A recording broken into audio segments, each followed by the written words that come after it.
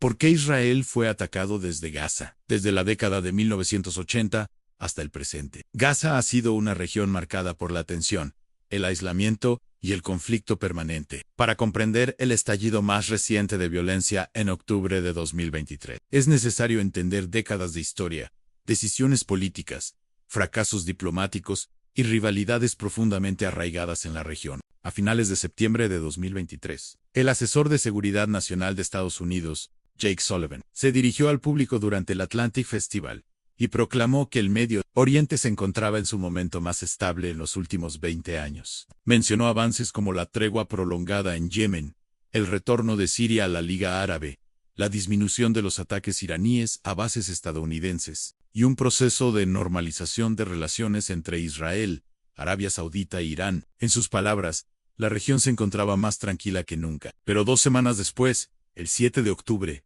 esas declaraciones quedarían totalmente obsoletas. Ese día, el grupo palestino Hamás, que gobierna la Franja de Gaza, lanzó una ofensiva sin precedentes contra Israel. Se dispararon más de 5.0 cohetes y alrededor de 2.5 combatientes armados irrumpieron en comunidades israelíes cercanas a Gaza. En el ataque dejó un saldo de más de 1.4 muertos y miles de heridos, además de aproximadamente 200 personas secuestradas y llevadas a Gaza. Fue el día más sangriento en la historia de Israel, superando incluso las tragedias ocurridas durante las guerras pasadas, y el primer caso desde 1948 en que fuerzas hostiles lograron penetrar el interior del territorio israelí. La respuesta de Israel fue inmediata y brutal. Se declaró oficialmente el estado de guerra y se movilizaron 300.0 reservistas, la mayor convocatoria en la historia del país. La Franja de Gaza fue sometida a un sitio total aún Israel cortó el suministro de electricidad, combustible, agua, medicamentos y comunicaciones, mientras su fuerza aérea iniciaba una campaña de bombardeos masivos que en menos de una semana dejó caer más de 6.0 bombas sobre el territorio palestino. La situación escaló rápidamente. El 13 de octubre, Israel ordenó la evacuación de más de 1.1 millones de personas del norte de Gaza hacia el sur, bajo la amenaza de ser considerados combatientes enemigos. Poco después, comenzó una invasión terrestre total en la zona norte del enclave, cercando por completo a la ciudad de Gaza, la más grande del territorio, con una población previa de más de 500.000 de personas. Mientras tanto, el gobierno israelí afirmó que su objetivo era destruir completamente a Hamás, una organización que, según sus cálculos, cuenta con unos 40.0 combatientes. Además, buscaban liberar a los más de 200 rehenes capturados el 7 de octubre. Según cifras del Ministerio de Salud de Gaza, administrado por Hamás, las operaciones israelíes han causado la muerte de casi 10.0 palestinos y han herido a otros 25.0.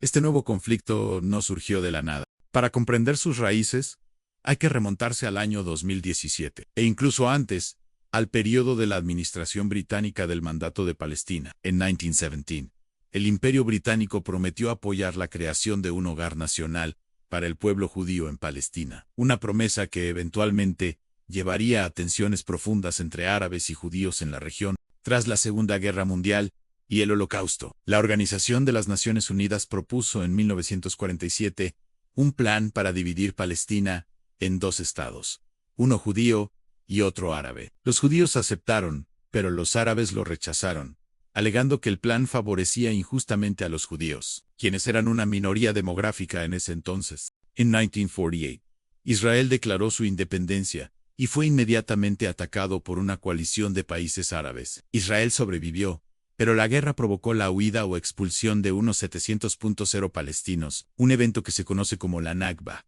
o la catástrofe. Egipto tomó el control de Gaza y Jordania, el de Cisjordania y Jerusalén Oriental. Durante décadas, no hubo paz ni reconocimiento del Estado de Israel por parte de sus vecinos árabes. En 1967, durante la Guerra de los 6 días, Israel ocupó Gaza, Cisjordania, Jerusalén Oriental, los Altos del Golán y el Sinaí. Posteriormente devolvió el Sinaí a Egipto en un acuerdo de paz, pero mantuvo el control del resto de los territorios. Desde entonces, ha establecido asentamientos en gran parte de Cisjordania y Jerusalén Oriental, algo que muchos países consideran una violación del derecho internacional. En 1993 y 1995, los acuerdos de Oslo prometieron una solución pacífica, Con la creación de un Estado palestino en Cisjordania y Gaza, se estableció la Autoridad Nacional Palestina como un gobierno interino. Pero el proceso se estancó tras el asesinato del primer ministro israelí Yitzhak Rabin y la llegada de gobiernos más conservadores en Israel en 2005.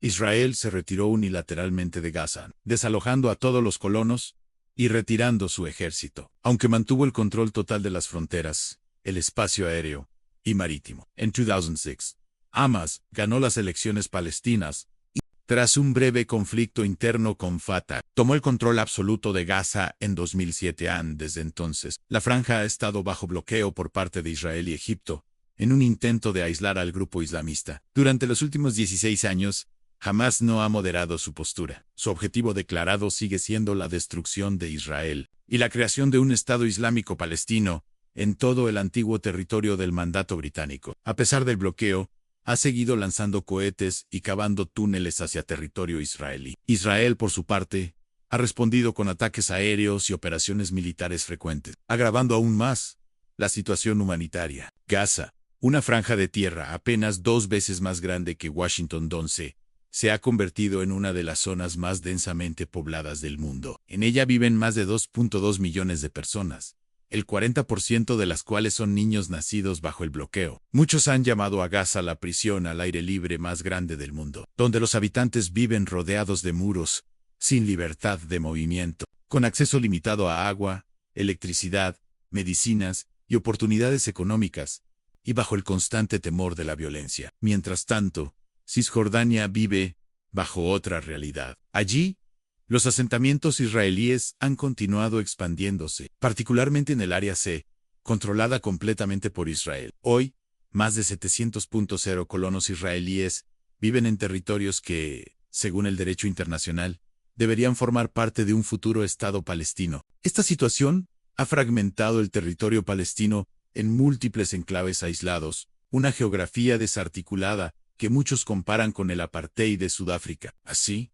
entre 2007 y 2023, la política israelí ha sido vista por muchos como una consolidación del control territorial, mientras que el pueblo palestino ha vivido entre el colapso humanitario en Gaza y el estancamiento político en Cisjordania, a pesar de intentos diplomáticos, como los acuerdos de Abraham que normalizaron relaciones entre Israel y varios países árabes.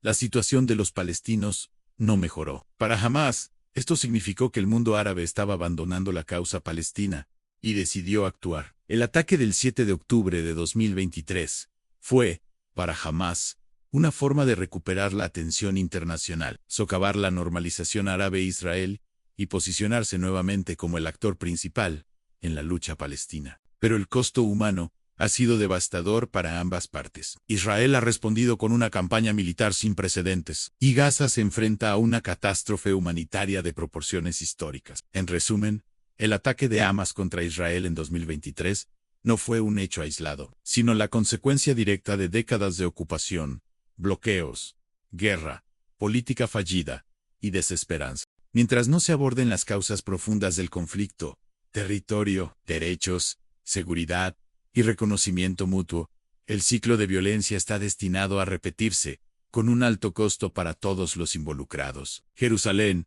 y la Franja de Gaza se encuentran en una situación compleja. La autoridad palestina mantiene un control limitado sobre pequeños enclaves en Cisjordania, mientras que el resto del territorio permanece bajo dominio colonial y militar Israel. Jerusalén, fue anexada directamente por Israel, y la Franja de Gaza está bajo el control del gobierno rival de Hamas, sometida a un bloqueo total por parte de Israel y Egipto, con frecuentes episodios de violencia. Esta realidad se mantuvo prácticamente inalterada entre 2007 y 2017, hasta que, con la llegada de Donald Trump a la presidencia de Estados Unidos, el panorama comenzó a cambiar rápidamente a favor de Israel. En diciembre de 2017, su administración reconoció oficialmente a Jerusalén como capital de Israel, legitimando así la anexión unilateral de Jerusalén, algo que desde 1980 ningún otro país había aceptado. La decisión fue condenada por la gran mayoría de líderes mundiales y rechazada en el Consejo de Seguridad de la Organización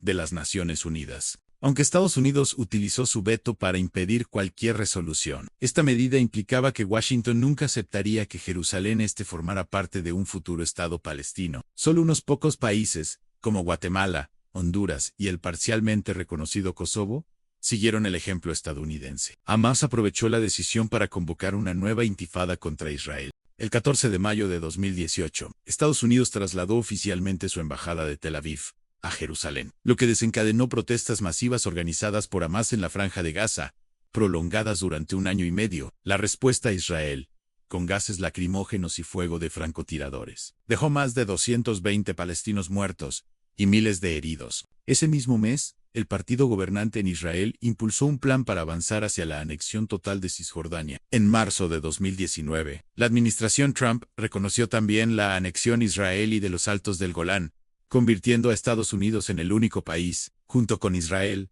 en considerarlos territorio soberano Israel. Estas posiciones fueron mantenidas por la administración Biden, aunque provocaron acusaciones internacionales de hipocresía, dado que Washington rechaza de forma tajante las anexiones rusas en Ucrania, pero acepta las israelíes. En enero de 2020, Trump y Netanyahu presentaron el llamado Acuerdo del Siglo, que proponía un Estado palestino fragmentado y rodeado por territorio israelí expandido, sin capital en Jerusalén.